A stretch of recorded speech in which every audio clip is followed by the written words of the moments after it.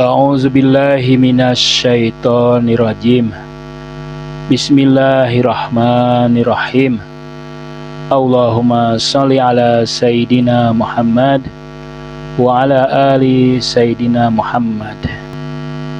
Sadruddin Muhammad bin Ibrahim As-Shirazi dalam kitabnya Mafatihul Ghaib yang ditaklik oleh Maula Ali Nuri dan diedit oleh Muhammad Khazawi di bab Al-Fatihah Ats-Tsaniyah halaman 58 berbicara tentang adab membaca atau mentadaburi ayat-ayat Al-Quran.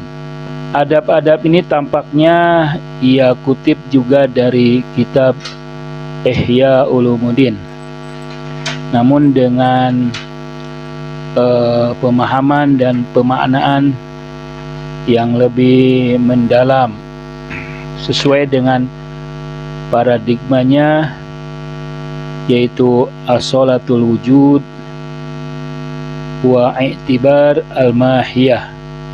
Adab yang pertama ia sebut dengan fahmu adhamatil kalam, memahami, menyadari, mengerti tentang keagungan Al-Quran. Adab yang pertama sebelum membaca, mentadaburi Al-Quran, yaitu memahami keagungan Al-Quran, menyadari akan agungnya, akan tingginya, akan mulianya Al-Quran. Jadi mereka yang ingin membaca, yang ingin mentadaburi Al-Quran, hendaknya pertama dia menyadari akan karunia dan rahmat Allah. Al-Quran adalah karunia dan rahmat Allah. Jadi ada fadlullah, ada karunianya, ada kasih sayang Tuhan di dalam Al-Quran itu. Dan itu harus disadari oleh orang yang membaca. Kita akan menemukan kasih sayang, rahmatnya saat kita membaca Al-Quran. Kasih sayang atau rahmat Allah itu, bagaimana Allah dengan sifat latifnya, sifat lembutnya kepada makhluknya, Tuhan berkenan berkomunikasi, Tuhan mau berbicara yang bisa dipahami, yang bisa dirasakan oleh sang pembaca. Dan bagaimana Allah menjadikan Al-Quran itu sebagai tali, sebagai pengikat yang menarik setiap orang yang membacanya. Al-Quran itu menarik, Al-Quran itu seperti magnet yang siapapun yang membacanya, yang mendengarnya akan merasakan bahwa dia terpesona dengan Al-Quran. Dia menyadari bahwa Al-Quran ini sangat menarik. Al-Quran ini mendorong dirinya, menarik dirinya. Dia tidak bisa berdusta bahwa ada sesuatu yang menarik, sesuatu yang dalam, yang menggugah hatinya. Walaupun itu disampaikan dalam bentuk huruf-huruf, dalam bentuk suara yang merupakan sifat-sifat makhluk, sifat-sifat biologis makhluk. Karena huruf itu kan ditulis oleh manusia, suara pun diucapkan oleh manusia. Tapi mengapa suara Al-Quran yang dibacakan oleh manusia dan huruf-huruf Al-Quran yang dituliskan oleh tangan manusia itu berbeda sekali. Itu luar biasa menariknya. Nah, itu membuktikan bahwa rahmat Allah lah, kebaikan Tuhan lah yang membuat kita tertarik.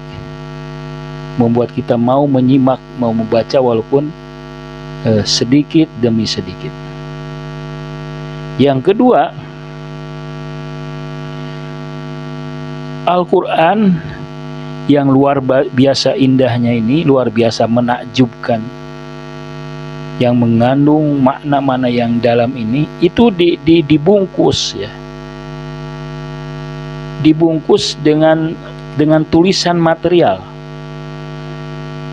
diucapkan dengan tulisan-tulisan materi dan kata-kata materi, kata-kata bendawi, kata-kata huruf biologis, huruf-huruf yang ditulis, yang lahir dari peradaban manusia.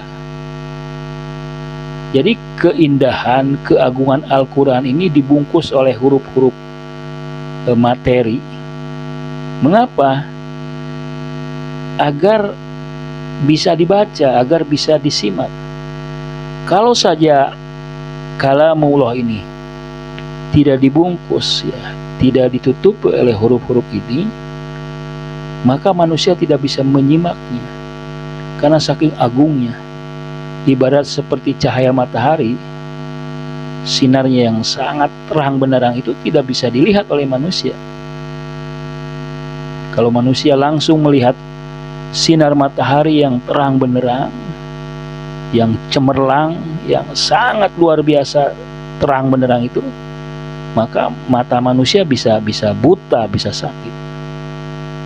Karena itu Allah membungkusnya, melapisinya cahaya-cahaya itu, melapisi cahaya terang benderang Al-Quran itu dengan huruf-hurufnya, agar manusia bisa menatapnya, agar manusia bisa merasakan kehangatan cahaya matahari Al-Quran. Kalau tidak dilapisi, kalau tidak dibungkus, maka cahaya matahari ini bisa membakar manusia karena saking terangnya, saking luar biasa cemerlangnya. Nah, ini membuktikan kasih sayang Allah, rahmat Allah berkenan agar manusia bisa menikmati, karena manusia itu lemah, manusia itu kotor, manusia itu tidak bisa menggapai kalamullah. Maka Allah karena kasih sayangnya, karena menyayangi manusia, berkenan supaya manusia bisa menikmati hidayah Al-Quran. Maka Al-Quran ini diturunkan dalam bentuk huruf-huruf, dalam bentuk kata-kata budayanya manusia. Demikian juga di dalam Al-Quran dijelaskan bahwa ketika gunung yang kokoh, gunung yang keras, yang kuat, yang menjadi pondasi bagi dunia, menurut Al-Quran gunung itu adalah pasak bumi. Kalau tidak ada gunung, maka bumi itu akan hancur, mudah hancur. Gunung itu seperti pasak, memperkuat bumi supaya bumi itu kokoh. Nah, gunung digambarkan bagaimana ketika Al-Quran turun kepada gunung, maka gunung itu menjadi hancur lebur. Dia tidak kuat menanggung, dia tidak kuat, tidak tahan menatap kehebatan, keagungan Al-Quran. Nah, Al-Quran yang diturunkan ya, direduksi dengan huruf, dengan lapisan-lapisan material, dengan hijab-hijab jasmaniyah, biologis, dengan huruf-huruf, dengan tinta-tinta, itu tidak menghalangi, tidak menutupi cahaya-cahaya hikmahnya, sinar-sinar keindahan dari Jamal al-Ahadiyah. Jadi meskipun dilapisi, meskipun ditutupi, oleh huruf-huruf material, oleh hijab-hijab material, hikmahnya, kedalaman maknanya itu tidak tertutupi. Huruf itu seperti jasad dan tempatnya, dan cahaya hikmah, nurul hikmah itu seperti ruhnya, seperti jiwanya. Jadi ketika kita membaca huruf-huruf Al-Quran, membaca ayat-ayat Al-Quran, itu huruf, itu ayat material itu seperti jasad, seperti tubuh. Jiwanya atau ruhnya adalah hikmah, adalah kebijakan-kebijakan yang sangat agung. Cahaya gemerlap, cahaya gemerlap Jamal al-Ahadiyah itu menyinari huruf-hurufnya, menyinari suara-suaranya. Jadi suara Al-Quran ini, huruf yang kita baca, yang kita tulis ini tersinari, tersinari oleh makna, oleh hikmah, oleh kebijakan yang menjadi isi Al-Quran itu.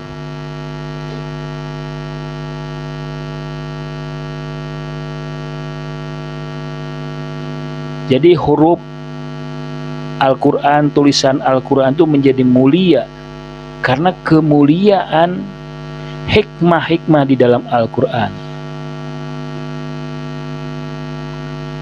Sebagaimana jasad tubuh manusia, tubuh kita, tubuh manusia ini, raga kita, body kita ini, meskipun dia adalah tubuh, meskipun raga material, benda mati, tapi menjadi mulia. Takarroma bikaromati ruh, dia mulia, menjadi agung karena ruh. Jadi kita ini mulia dan agung karena ruh. Demikian juga suara Al-Quran, tulisan Al-Quran, takarroma wa tasyarofa bisarofil hikmah alati fiha, menjadi mulia, menjadi agung karena keagungan hikmah yang ada di dalam Al-Quran.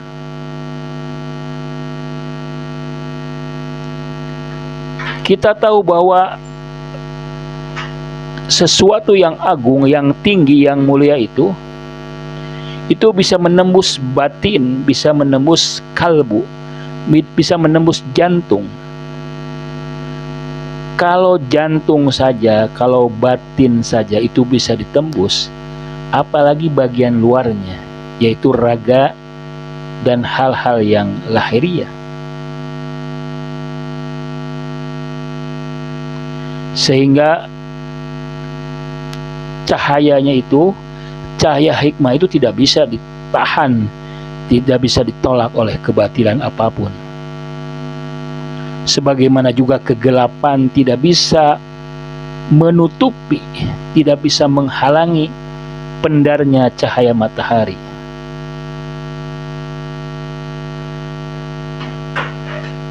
Demikian juga mereka yang lemah penglihatannya tidak bisa menembus cahaya matahari, tapi dia bisa menembus, bisa mencapai apa yang bisa dilihat oleh matanya sesuai dengan kekuatan yang dimiliki oleh mata itu sendiri.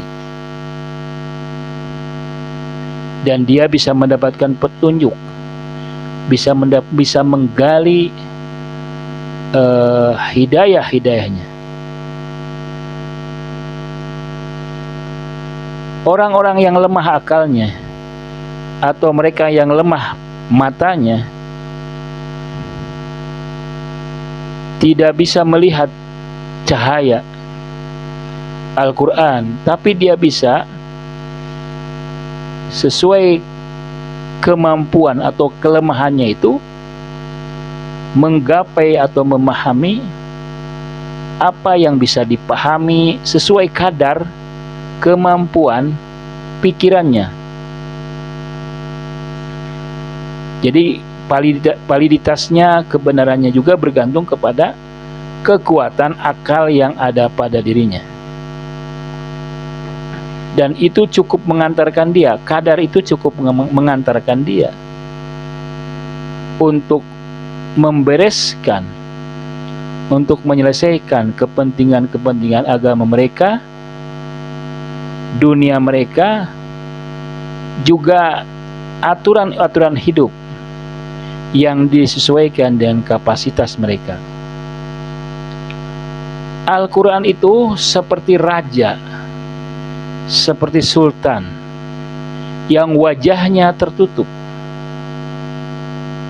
yang romannya ditutupi, tidak tampak wajahnya, namun tampak hukum dan aturannya.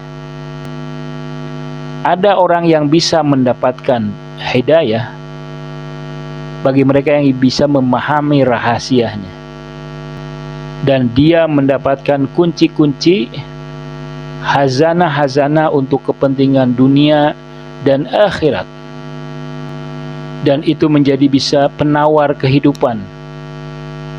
Siapa yang bisa meminumnya, maka dia tidak akan mati selamanya,